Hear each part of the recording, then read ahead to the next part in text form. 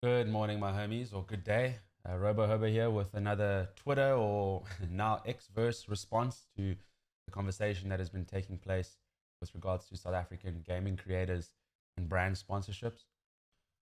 To start off, my intention was never to claim that I understood or knew of the lived experiences of gamers of color in our local gaming creator space. So my apologies truly goes out to anyone who feels that that was the intention of my video. As you can see, most of the responses to questions after posting the video is with the intention of me honestly trying to get to the bottom of the situation. I'm willing to put my hand up, step into a room with the affected parties in a private environment, go through the cases of this bias, and hopefully with a little bit of influence I do have, take these cases and hopefully try and change the situation for the better. What I truly can't accept are the points that Camille made towards the end of his video with regards to my involvement in the scene over the last 10 years, as well as over the last 5 years while I worked in a corporate environment. So as Camille has asked me to do, I'm going to look into the mirror and list a few things that I have done over the last 10 years with the intention to help create an ecosystem where all South African gamers can thrive, as well as simultaneously trying to build a life for myself. So in 2013, I decided to retire from competitive Call of Duty, competing for Bravado Gaming, winning the Do Gaming Championship in 2010, placing second in 2011, winning again in 2012, and placing third in 2013. I utilized the prize winnings of those previous years to form my own business titled Online Arena Enterprises, or Arena at the time.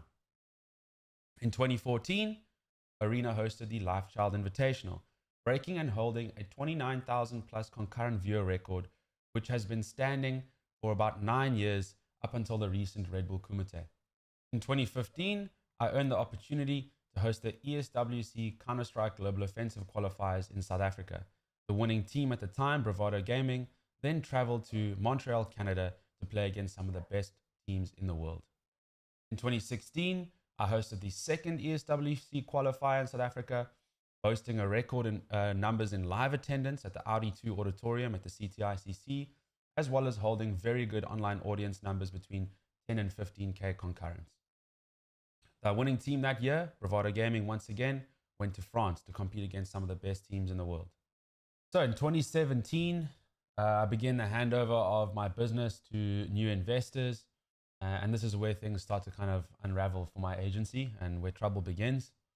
I actually featured on the Esports Central podcast about a year or so after dealing with all these issues and kind of getting out of that environment. That podcast was actually led by Camille himself, where I featured, as well as his other hosts. I've left a link for that entire segment in the description. You can download it, as well as a link to the entire podcast, just to credit, of course. And what's really strange is that Camille sounds so sincere throughout that episode, really sounds sincere with my situation and what I dealt with. I mean, we can even play a short little clip, and as said, you guys can go through and watch the entire thing as well. That is a rough position. I don't think anybody feels like shit. We wanted to be Luca in 2017. That is, everybody knows how tough it was for you. I mean, you got the flame, but it's also not nice, right? Look, I'll be honest. It's nice knowing it's nice knowing at the day what the truth really is, and I guess the right people at the end of the day knew. The guys in the industry who made big losses, understood who the problem was, and didn't. Okay, so as we can see there, you seem to understand my situation, Camille. So I'm not too sure why your tone changes depending on the scenario. It's as if you find these moments, where you bring up my past to try and grandstand on your profiles for a few extra clicks. So I really don't understand where the change in opinion comes from. I mean, I laid out everything for you. I don't know why you can't just go and reference your own podcast for the evidence. On top of that, as you know very well, I was more than willing to hand over a full document, full folder full of emails, meeting minutes, contracts, receipts, as I call them, for you to take this issue further, create a real story, maybe elevate yourself as a real journalist, outing the toxic and predatory practices of investors in South African gaming. But no, it stopped right there after that episode. Nothing more. No interest to actually really delve in and help these youngsters who you said were out of pocket and so, treated so badly. I gave you the full opportunity, a full docket, but no interest. We heard nothing of it after that podcast. In 2018, while still at Arena, I create Arena Fight Nights, and my journey with Jabi Mabuza begins. Additionally, Snare came on board to commentate on my first fighting game tournament. Further on in 2018, I joined Red Bull as a consultant and host the first event at Comic-Con Africa titled Red Bull MEO. The winner that year got sent to Germany to compete against the best Clash Royale players at the time. In 2019, I continue my consultation at Red Bull and I form Red Bull Hit the Streets, once again serving an underrepresented community, a community which is vastly skewed towards people of color. Snare, Sandile, Tech Girl, and Halberd are our first guests or our first commentators on the desk for Red Bull Hit the Streets. The winner that year, Jabi Mabuza, traveled to Japan to compete against the best fighting game players on the planet.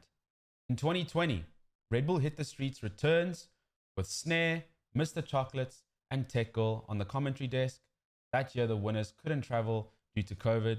That year, we actually added Tekken onto the roster, and the winner was Iggy or Igshan Latif, another person of color, and on top of that, Jabi obviously winning again. In 2020, additionally, Red Bull signed South Africa's Thabo Moloi, the first Red Bull athlete on the continent, the first African gamer to earn a decent salary to do what he loves. In 2021, Red Bull Hit the Streets is back once again. Snare, Earl, Mr. Chocolates, Sandile, and Sam are on the commentary and hosting desk. Jabi and Dax win that year and go to Las Vegas. Queen Arrow, additionally, that year was invited and flown to the event by Red Bull South Africa. The following year, coincidentally, she is signed to Red Bull Kenya as Africa's second Red Bull athlete. In 2022, we come back for Red Bull Hit the Streets once again. That year, Tech Girl, Snare, Iggy, Sandile, and Mikhail Young are on the desk. All POC talent, people of color, besides one, a woman. In 2022, Red Bull MEO returns with World Cricket Championship 3 as the game. Every single finalist that year, a POC or person of color, and a student. In 2023, the dream finally becomes real. Red Bull Kumite is given to Red Bull South Africa, the first major esports event on African soil. A 5-year dream is realized. A POC majority audience and player base, as well as talent casting, international and local, and breaking global viewership records for Red Bull Kumite. After listing all of the above, I can imagine some will still try and frame this as me claiming I'm the reason for these people of color and their success. Not at all. I can happily admit they will all have succeeded with or without me. I'm just glad I could be in a position to fast forward the process.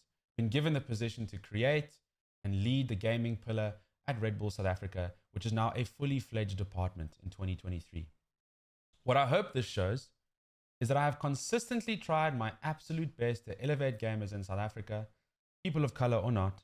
If you believe that I have failed you all, if you believe that the above was not enough, then all I can do is carry on trying, not running away to perceived greener pastures on international shores. Now that I've turned the mirror on myself, Camille, and there's a nice list now that you can look at, I think it would be only fair for you to do the same.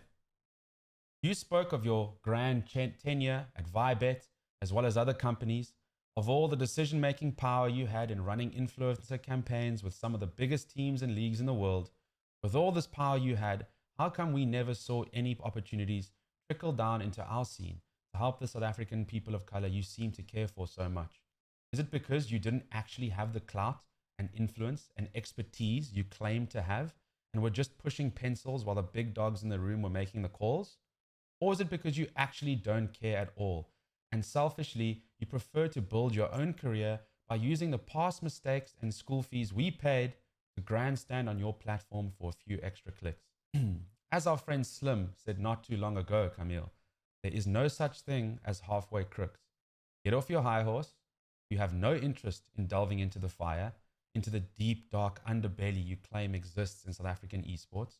You're commenting from the other side of the planet while I'm here in Woodstock, Cape Town, continually pushing the limits, showing my face and making myself available to listen, to be critiqued, to act on the issues in our country that we face, while you have taken paycheck after paycheck as a commentator, promoting a game that has never appealed to our majority POC audience and player base. This will be my last video response on this topic, as I will be meeting with the individuals who are here at home in South Africa to try and solve these issues in a tangible way. Blessings to you all. Have a great week further. Much love, Uncle Bobo.